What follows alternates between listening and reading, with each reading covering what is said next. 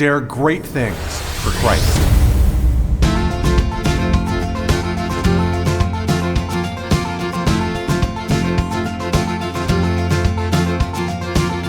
Christ calls us to dare great things. In the marketplace, as well as in the mission field, there has never been a time like the present for the spirit of the Catholic entrepreneur. Now is the time for men and women of great courage and great vision to engage our church and our culture. Now is the time to dare great things. And here is your host as we dare great things, Father Nathan Cromley, the president and founder of the St. John Institute. In his letters to persons in the world, St. Francis de Sales writes admirable advice for those whose vocation it is to live in the world but not be of it. For some Christians, involving ourselves in the world is a distraction, and others disparage the vocation of business as a temptation that could threaten one's salvation. But it was not so for St. Francis de Sales. On the contrary, he encourages those who are called to engage in the world, but gives them great advice about avoiding vanity and ambition. Hey everybody, glad to be back with you for this retreat and to welcome you on this special journey we're taking in the writings of St. Francis de Sales. Of course, he was a bishop of the Catholic Church, but he wrote letters that are just so practically applicable to everybody who is in leadership in the world. And that means, of course, all of you. Because it's one thing, of course, to say, I'm a priest, I'm a monk, right? Like, that would be fantastic. And then everything that's spiritual would, of course, apply to you. It would be so easy to understand spirituality because your life would be spirituality. But what are you supposed to do when your life is not spirituality, but is actually instead made up of the mundane, the practical, the exigent? Well, I mean, like most people do is that they deal with worldly things in a worldly way.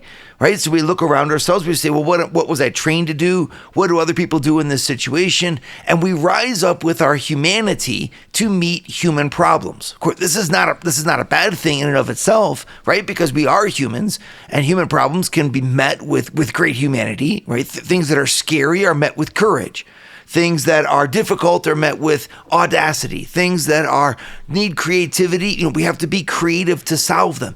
And if we're in a career and trying to pursue, especially a world in business, for example, well, almost all of the skill sets that we possess will be needed on a daily basis. Our emotional intelligence, our financial intelligence, the ability that we have to organize things, let alone vision and daring and just the plain grit that we need to make it through and to succeed on a daily basis. And all of this, of course, develops us in marvelous ways. And as we do it year after year after year, we become the tradesmen or the professionals that the names of which we espouse. So our titles literally reflect who we are. To become a business owner, I mean, that's not something that you have just when you own a business, right? Like you start by owning a business, and then by doing that over and over again for many years, you become a business owner. It's like it becomes part of your persona, part of who you are, because you've had to rise up to meet the challenge of the day over and over again. Think about the skill sets. Aristotle talks about this. He talks about the virtues that are formed in those who practice skills. So think about plumbers, for example. You've got many people who claim to be plumbers, but boy, can you tell the difference when you really need a plumber and that person shows up and they can solve a problem that other plumbers couldn't solve. It's because plumbing is an art, just like being a doctor. Medicine is an art. And some doctors are not as good at it as other doctors. And so we look for people who are really, well, how do you become good at something? And Aristotle says you become good at it by practicing it over and over again in the many different circumstances that can possibly arise.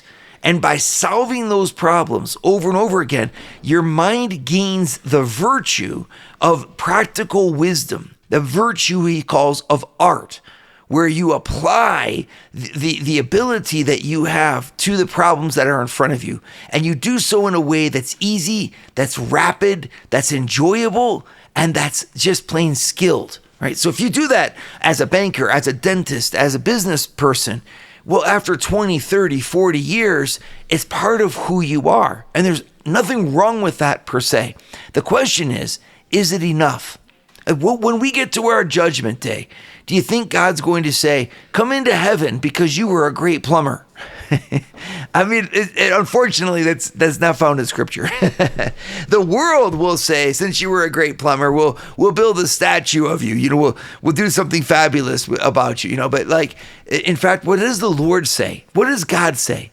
The other day I had an experience. I was in a seminary, a major seminary in the United States of America for Catholic priests where they're being trained. And I was in the library, and not just in the main part of the library, but a small little room off to the side, a kind of forgotten space in this library, and where there was just kind of some supplies. And in the midst of this, there was a bronze bust, a beautiful piece of art. I mean, it must have been very expensive, commissioned work of art, of bronze, of a cardinal from the past. The cardinal is a high-ranking prelate in the Catholic Church, right? So this man had accomplished great things to the point where someone had commissioned a bronze bust to be made of him so that he would never be forgotten. And I found it so ironic that this incredible honor and tribute to this man was currently located in a room where no one would ever see it. And those people who did see it wouldn't even care. And it made me realize, you know, like what is it that we're after in our life, you know? Because if someone were to make a bronze bust of me, it'd be a major accomplishment in my life. I would write my mother. I would, you know, send it pictures over here and there. It would be such a success, you know? And it would mean absolutely nothing because in the end, you would put it in a closet because after I'm gone, no one would want to look at it anyway. It was such a telling reminder that we can give our lives for this world. And in the end, the world doesn't necessarily care. I think we all have to ask ourselves, is it really worth it to put ourselves through so much effort and to sacrifice so many things just to win the esteem of other people so that they think highly of us? And we would say that we don't do that.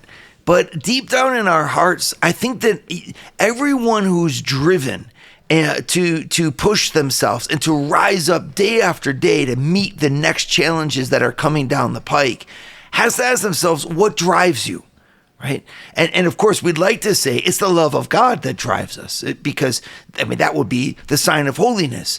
Well, I'd like to hope that it's that case, right? But a lot of times that love of God is mixed, if we're honest, with a competitive spirit, with a desire to prove something to other people, with the hope that other people notice what we do. You know, when you look at someone like Mother Teresa of Calcutta, she kind of takes your breath away because here's a woman who accomplished really some amazing things. She won the Nobel Peace Prize as a Catholic nun, you know, for doing what? For traveling around the world and going to where people are most in need of help, of comfort, of consolation, of encouragement, and of material assistance from food to clothing to education. And Mother Teresa would freely give to them what they needed. And she founded an order of sisters consecrated to God who would never own anything and whose mission in life was to go and bring consolation and peace to all those who were in those situations. And you say, why did Mother do that? And when you look at her life, when we read her journals after her death, there's an amazing book called Come Be My Light that you can read. And in that, you discover that Mother Teresa had almost no consolations. She had no conviction even that God was pleased with what she was doing. She was literally doing it in the hope of pleasing Jesus. Her life is a real challenge for each one of us because in the end, what Mother went through and the crosses that she carried were just extraordinary. And yet she did it for him and for him alone. And this is a challenge for us, right? This is what charity ought to look like. What if I was doing my business and running my company and doing my profession every day for him? Not for me, but for him. Well, on the one hand, it would look like I would lose something. I would be in difficulty. It would not always be pleasant. And on the other hand, I would never quit. On the contrary, I'd find new and innovative ways to continue on my mission.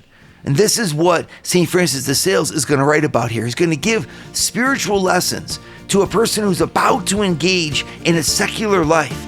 And the lessons that he gives have great value and importance. Would you like to hear more from Father Nathan? Join the St. John Leadership Network and receive a 2-minute glance at the gospel every Sunday morning right to your phone. To learn more, go to www.stjohnleadershipnetwork.org/member and join for free today.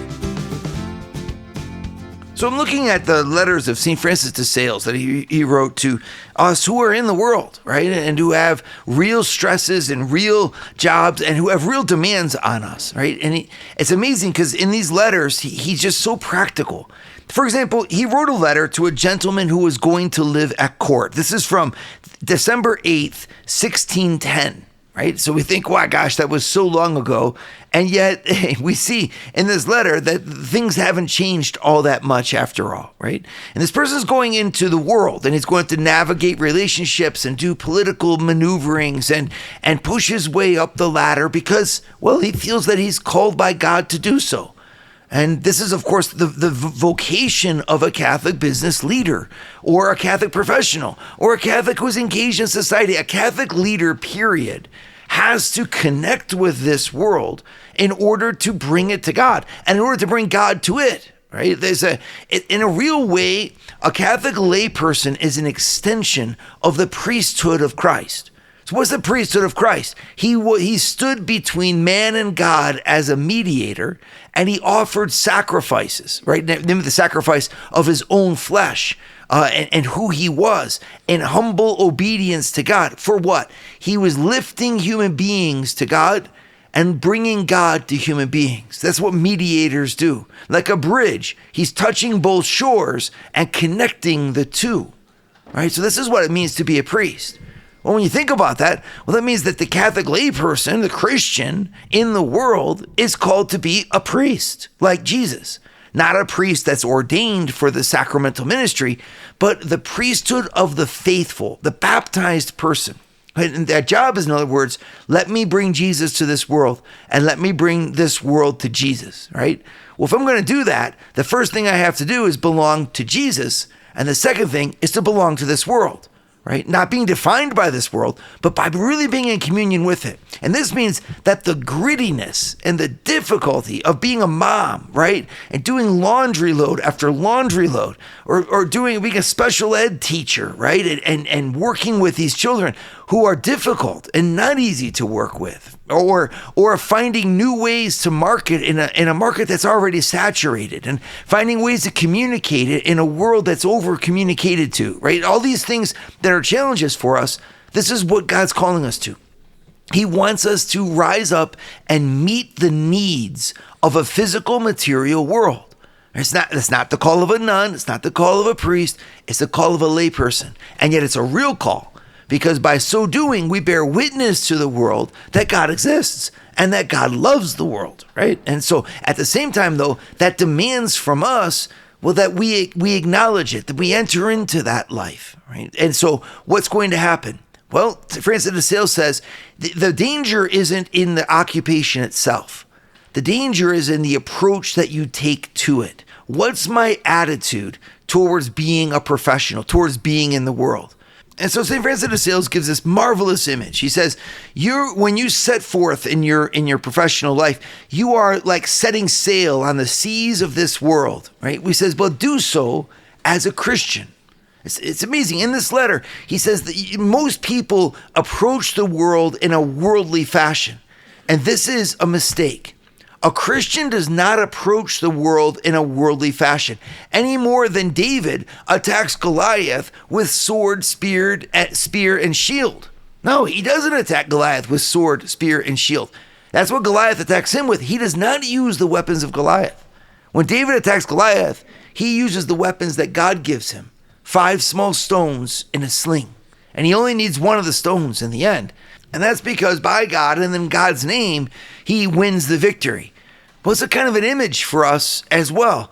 St. Francis de Sales in this letter says, yes, you have to be in the world, but remember, like a bridge, you belong to the world, yes, but because you belong to Christ.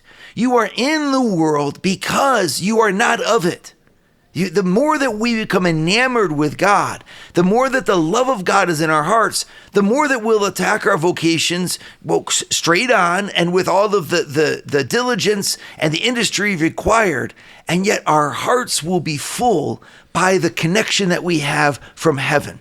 And this is so important. And so he says, of all the virtues that you have, make sure that you live your life as a Christian. Right? And so he gives this image. He says, you're setting off in a boat, and he says, quote, take Jesus for your captain, his cross for the mast on which you must spread your resolutions as a sail. Your anchor shall be the profound confidence you have in him. Thus, sail prosperously. May the favorable wind of celestial inspirations ever fill your vessel's sails fuller and fuller, and make you happily arrive at the port of holy eternity. You see, he's saying on the one hand, you're sailing on the sea of this world, but on the other, don't you have to have your hearts in Christ? Our spirituality is not optional.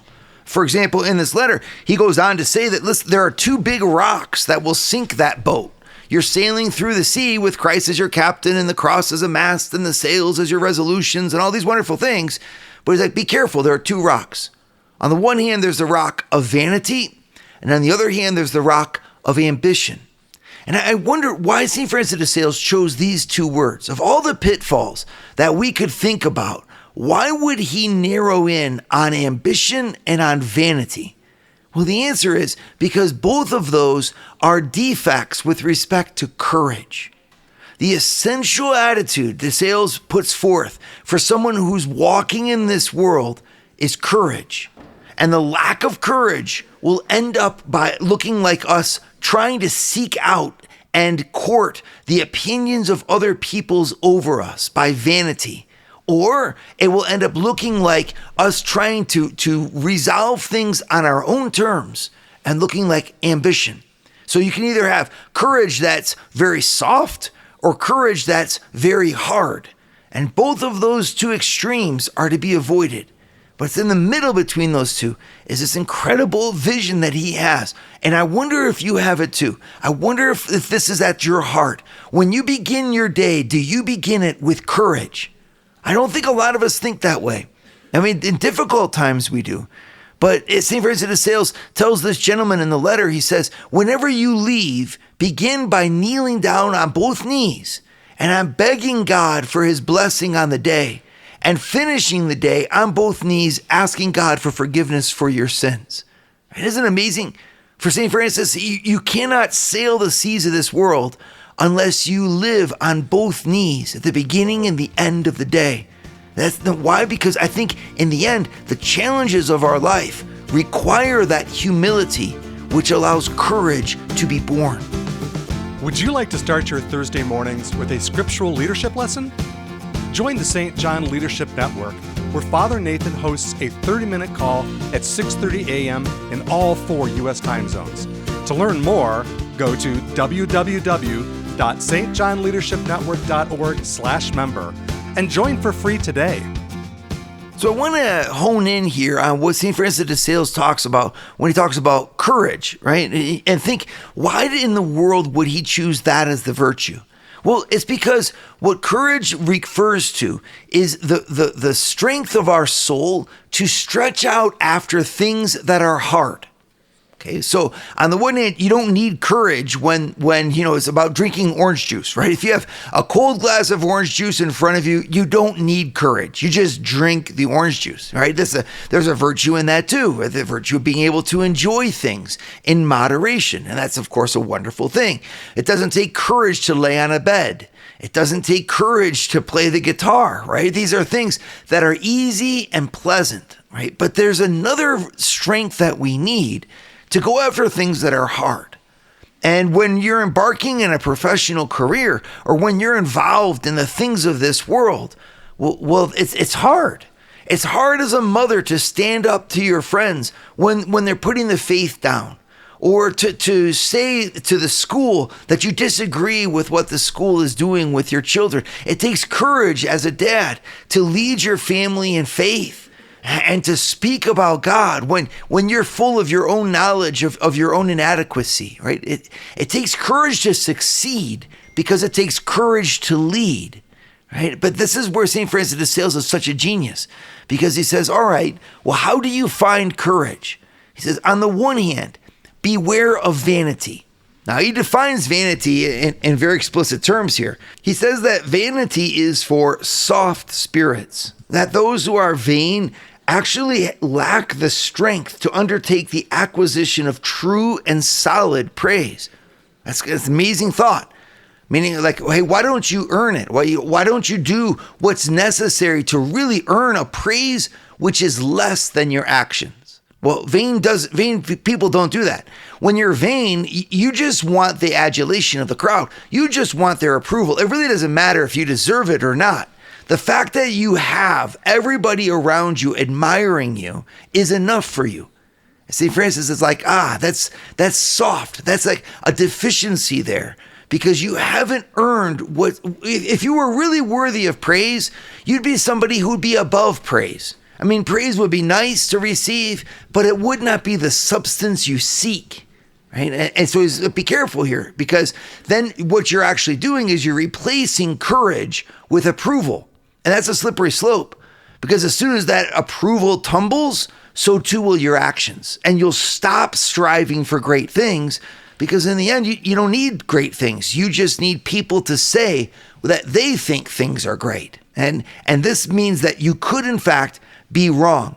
And he puts this, he says, vanity causes us to occupy ourselves with those silly gallantries which are in praise with little spirits, and in contempt with great hearts and elevated souls. Okay, so he's basically saying, like, if you're vain, you're going after small things, small potatoes here, and you think that that's going to drive you, but it's not. And I think that's so important, because in the end, you see, you could act as if you are worthy of approval, but in fact be unworthy of it.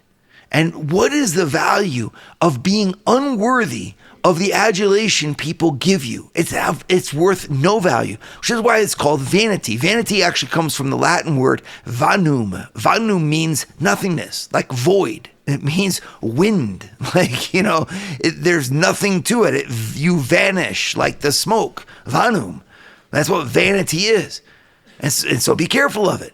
Well, how do you overcome that need? Francis de Sales says you need to do penance in your flesh. What he means by that is like, hey, look, like, deprive yourself every once in a while, not all the time, but every once in a while, deprive yourself of bodily pleasures, because they'll make you soft. Isn't that amazing? I think that's so amazing, because so many of us, we live in careers in the world where, well, we're drinking or we're eating at fine restaurants. We have wonderful cars. We have wonderful houses. And there's very little in our life that's challenging physically, right? So we might have a challenging job. We might have a difficult situation here or there. But in the end, sometimes we even ignore those, or we run away from those situations because we just aren't used to anything really going against us. The more successful that we are in the world, the easier things tend to be, because people simply don't get in our way. People are more refined, people are more educated, and everything can just go along at with apparent success. But apparent success isn't real success. And the vain person confuses the two. And Francis de Sales says, no, you should make your life kind of hard every once in a while by exerting the force of your reason towards what's spiritual. In other words, I'm going to deprive my body of its comforts just so as to keep me awake, to keep me alive, to keep me focused on the things that are real and that I ought to be focused on, because true greatness lies there. And on the other side, Francis says, you got to be careful to avoid, on the other hand, ambition. And just like he defined vanity, so he also defines ambition. He says, ambition ruins audacious and presumptuous hearts. Okay? Because ambition is an excess of courage. So it's just not an excess of the right courage. It means too much, right? It's not too much courage of itself, but too much of things that look like courage. It could look courageous, but that doesn't mean it really is. So it's not just because you go after things that are hard that you're courageous. You have to go after things that are hard in the right way, at the right time. to the right amount, to the right degree. Right? You have to use your mind to choose and pick your battles wisely.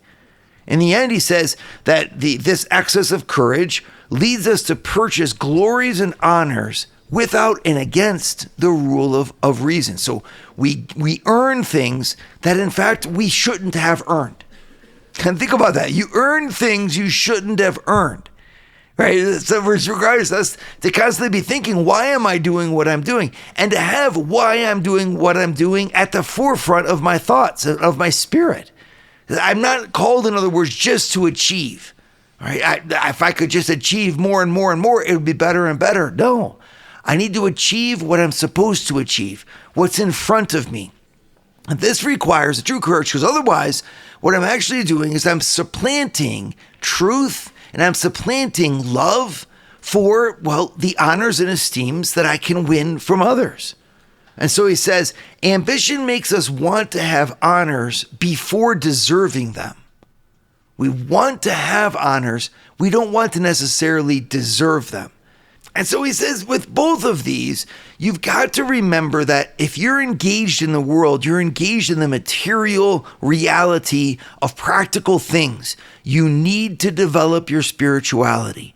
And so he says, be careful what books you're reading, right? Or what TV shows you're watching for us today. He says, don't fill your mind with small stuff. Fill your mind with great stuff, with true things, things that speak to you about God. Pray every day. Go to communion and have good friendships with people who can keep you in the faith and in God. And if we do this, then we'll fulfill our mission. We'll be in the world in the name of God. We'll bring God to this world and this world to God. We'll be the Christians who are called to lead this world by belonging to God and by working in it with His love. Dare great things for Christ.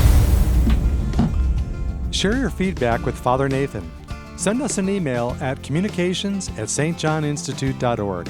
That's communications@stjohninstitute.org. And visit www.stjohninstitute.org and sign up for our newsletter to receive updates from Father Nathan.